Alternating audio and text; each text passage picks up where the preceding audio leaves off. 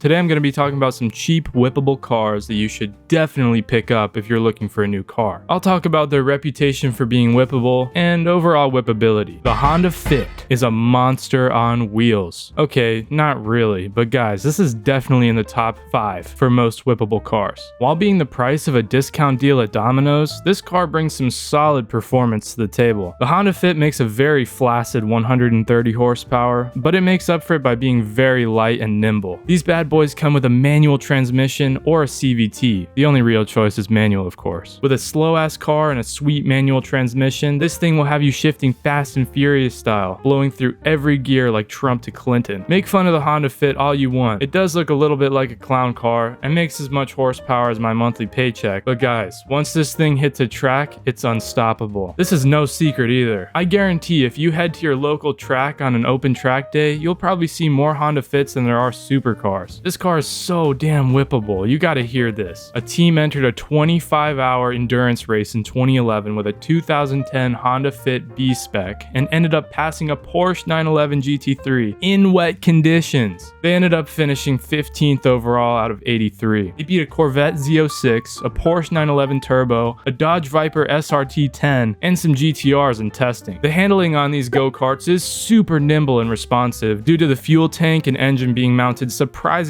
low to the ground, creating a nice low center of gravity. The car's weight is evenly distributed too, which is super nice. The wheelbase is really short, which helps a lot too. Something I find weird about this car is that it low-key sounds really nice with an exhaust mod for some reason.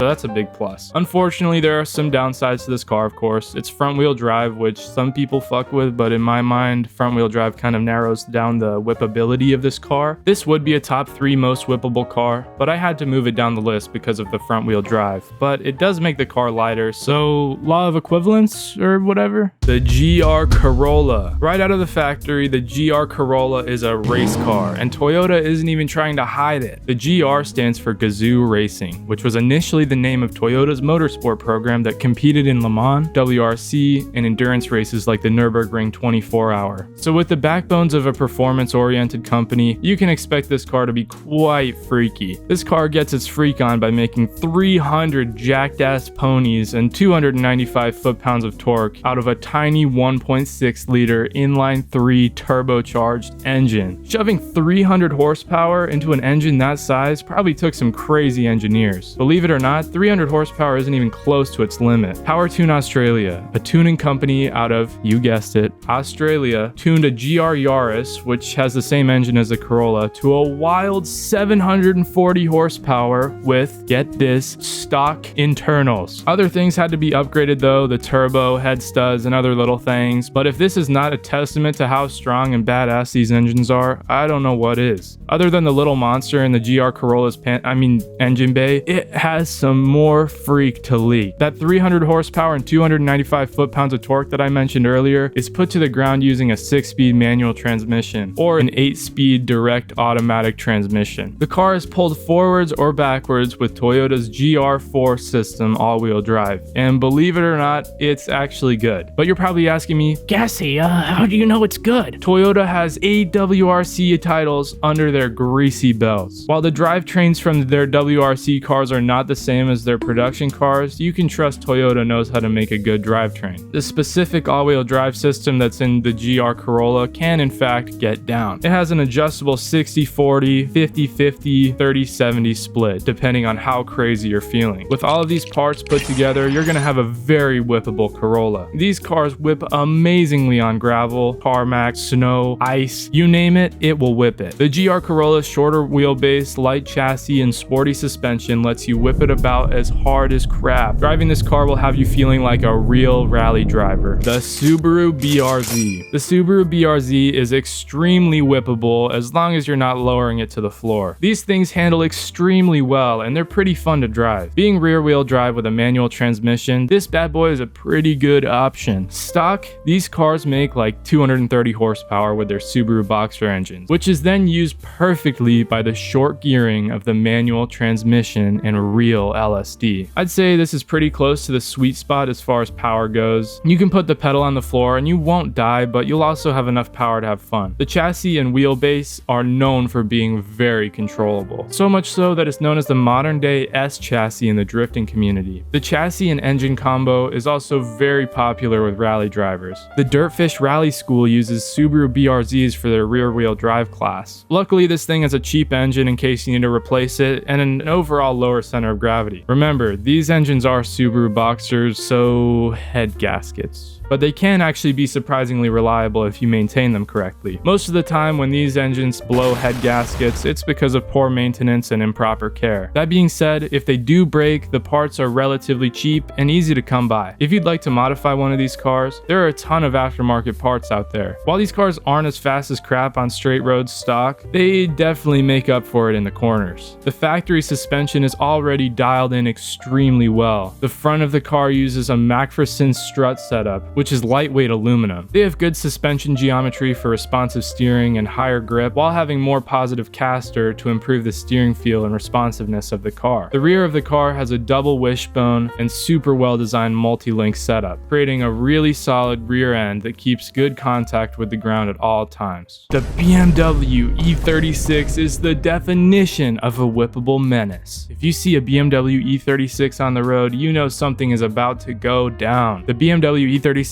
comes in a bunch of different trims that are all great, but if you're going for the most whippable trims, I'd go for at least a 325 or up, since they're going to come with a straight 6 and that's where the fun starts. You're going to be expecting to have around 190 to 240 horsepower with an unmodded E36, but the straight 6s in these cars are extremely fun to mod. Although you might have to be doing more preventative maintenance than you want to on these cars since they are BMWs, the chassis is pretty much perfect and is going to be as close to a 50-50 weight distribution as you're gonna get in any car. And in my opinion, you can get them looking pretty nice and classy with a couple of cosmetic mods. And of course, with all of the cars on this list having a manual gearbox, this car has one as well. It's a 5-speed manual paired with rear wheel drive and a nice limited slip differential if you're lucky, since they only come in a couple of models like the M3 or the 325i Winter Edition. But it's almost always a mystery if these things have LSDs. The best way to know is just to jack it up and check. What makes these cars crazy whippable is how cheap these cars are up front, or maybe I should say was, since the market has gone crazy these past couple of years, but they're still somewhat cheap compared to the other BMWs on the market. Where you really save money is with the parts for these dogs. Almost every junkyard is bound to have an E36 laying around that you can just yank some parts off of, probably because they've been whipped too hard by a teenager trying his first clutch kick and then sending that thing upside down into a ditch.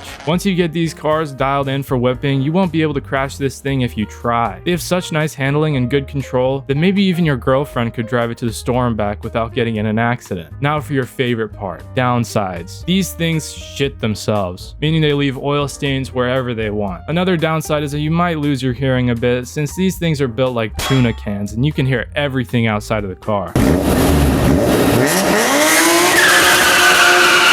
But that doesn't matter since they're built to party. You can rally them, slide them, race them, mod them. Pretty much anything you can think of doing with this car, you can do with this car. And they have so much aftermarket support too. Get an E36, dude. The definition of a whippable car is literally the Miata. Saying it's the greatest of all time is an understatement. The saying slow car fast is the Miata. With the Miata turning out a very powerful and impressive 115 to 140 horsepower stock might make you think the Miata doesn't deserve the first place spot on this list. But I'm gonna have to disagree. This car weighs about as much as a homeless person's fully loaded shopping cart, making Miata so light and tight that you can carry hella speed through corners like no one's business. Driving a rear wheel drive Miata with a manual transmission literally feels so good. It's like pretending a Glock is a bolt action sniper rifle. Not to mention a chassis balance that gives the E36 a run for its money. These cars have too much steering angle. It's ridiculous. You can pop a U-turn within parking spaces, but you really don't need to use any of this awesome steering angle since the cars turn with the pedals. It's crazy. It's so easy to get the perfect amount of slip angle with these cars that when you're taking any corner, your steering wheel is pretty much straight. Even if you're still learning the ropes of driving, this car will be there for you. They will forgive you for your mistakes that would otherwise leave you with a guardrail as a passenger. And with traits like these, you already know that the aftermarket support is ridiculous. I mean, try and find me an engine that hasn't been swapped into a Miata. That's why Miatas dominate everywhere. They take up like 40% of the track days in autocrosses. I mean, these cars are just so good on tracks. There are countless racing series with just Miatas. And when you crash it,